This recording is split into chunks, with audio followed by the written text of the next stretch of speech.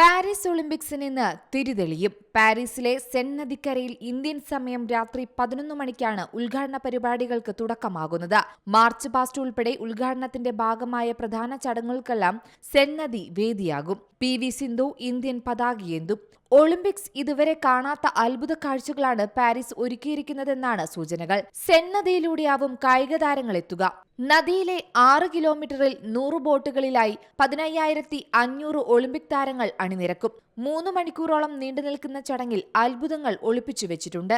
ആരൊക്കെയാവും ചടങ്ങിന് ആവേശം പകരുക എന്നതുൾപ്പെടെയുള്ള കാര്യങ്ങളെല്ലാം രഹസ്യമാക്കി വെച്ചിരിക്കുകയാണ്. ലേഡി ഗാഗ ഉൾപ്പെടെയുള്ള പ്രമുഖർ ചടങ്ങിൽ പങ്കെടുക്കുമെന്നാണ് സൂചനകൾ.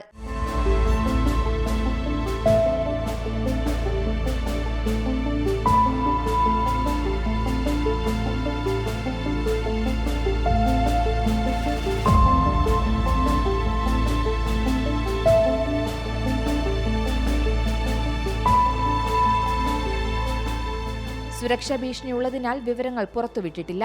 ഫ്രഞ്ച് നടനും സംവിധായകനുമായ തോമസ് ജോളിയാണ് ഒളിമ്പിക്സിന്റെ ആർട്ട് ഡയറക്ടർ.